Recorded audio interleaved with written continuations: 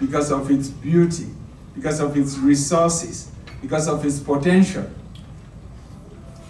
And the fact that this country sits almost in the heart, in the middle of the continent, and all of the other issues that one needs to grapple with across that continent of ours.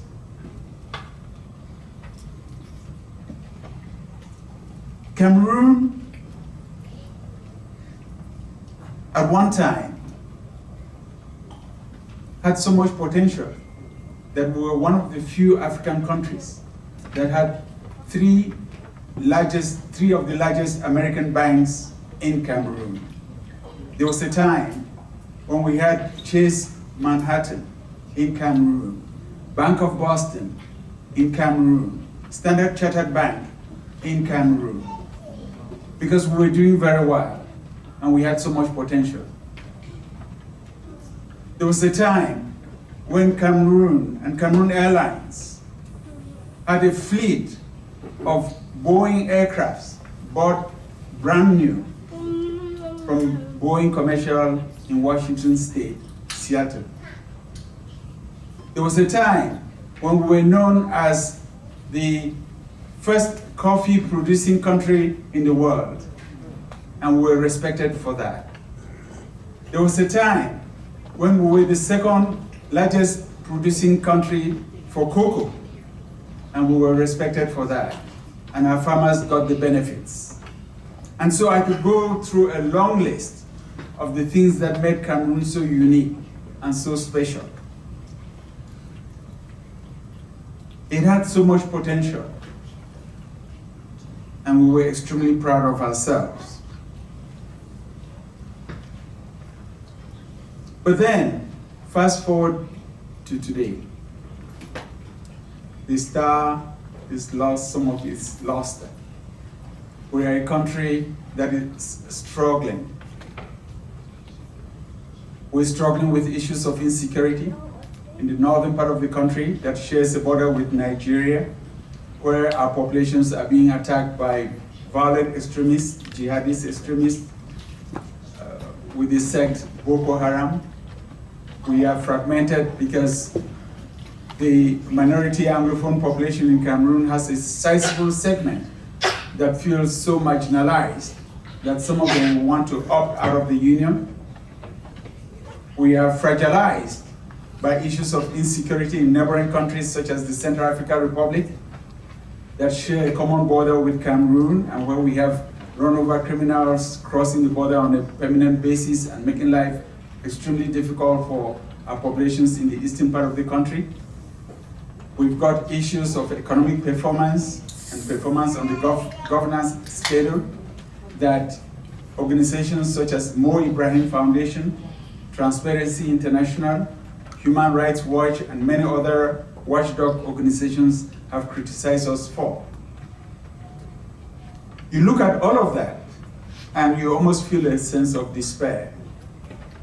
I quickly passed over the fact that we have a president who is 92 years old, and who has been in power for 42 years, and still wants to run for another 7-year term, in a country where the average age, the median age is 19 years, telling how youthful our population is. And you think through this litany and you almost feel depressed. But then you get an invitation to come to San Antonio, and you make the mistake of accepting.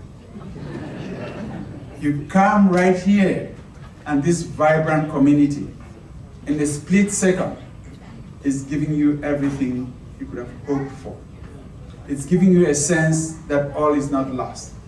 It's giving you a sense that there are professionals in all spheres who represent and carry that flag and hoist it high on a daily basis. You get the sense that they're even inculcating into our own kids the culture that we value so much, and that our grandparents feared would be lost if we went overseas. They give you a sense that we can still rebuild and reconcile and rebrand our country. it is so fulfilling to be with all of you today.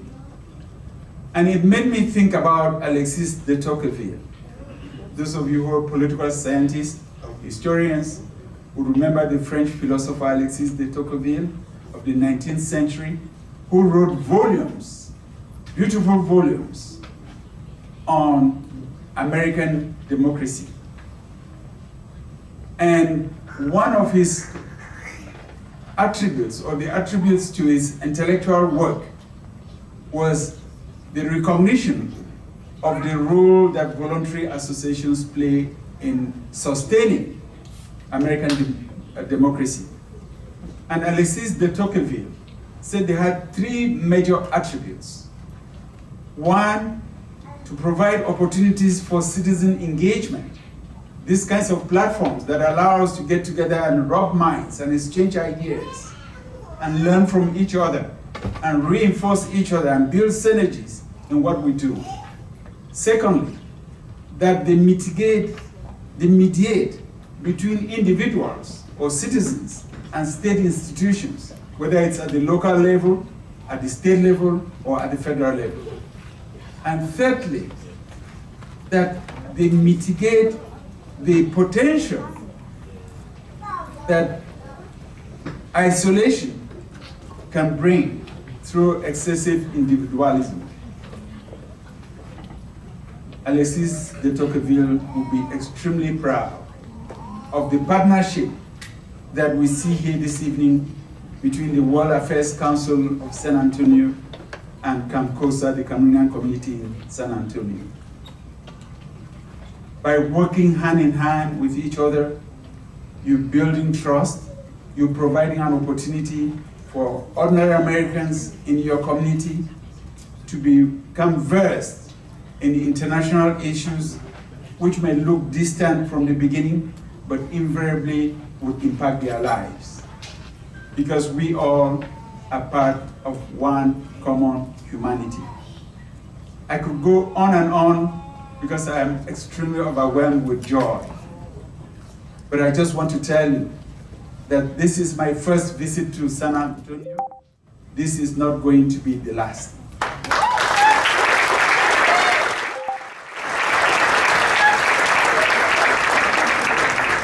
You can count on my support. I will continue to be with you in spirit. I will continue to participate in your activities. I will continue to look for opportunities to enrich myself with your wisdom and your leadership.